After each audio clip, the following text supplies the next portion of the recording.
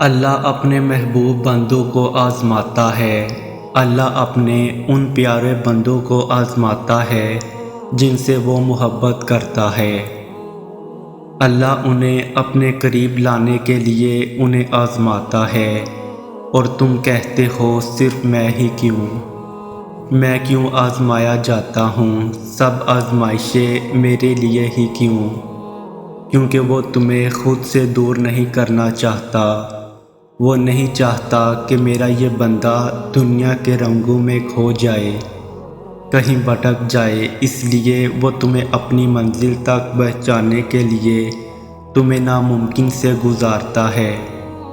وہ تمہیں صبر کا مطلب سکھاتا ہے۔ یقین رکھو اپنے رب پر، وہ تمہاری مانگی ہوئی دعاؤں پر کن فرمائے گا۔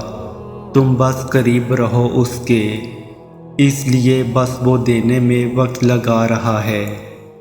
اللہ تعالیٰ کو بھی ہم سے یہی مطلوب ہے کہ ہم اس سے یاد کریں، ہم اس سے محبت کریں، ہم اس سے بار بار بلائیں، اس کے پاس جائیں۔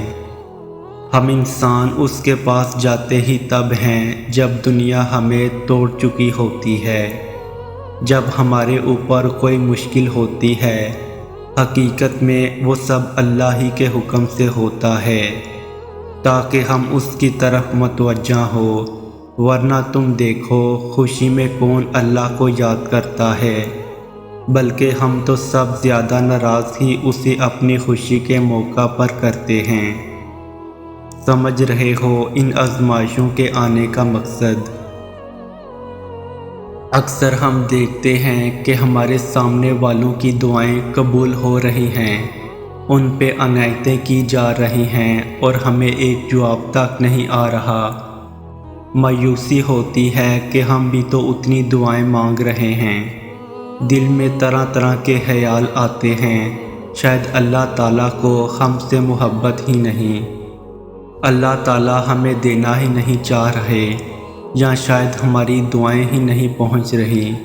ہم کہانی کا ایک رخ دیکھ کر ہی مایوس ہو جاتے ہیں، مگر ہمیں یہ پتہ نہیں ہوتا کہ جس کی دعاؤں کی قبولیت پر ہم شک کر رہے ہیں، اس نے پتہ نہیں کتنی دیر اس لمحے کا انتظار کیا ہے، اس پر کس طرح کی آزمائشیں آئی ہوں گی۔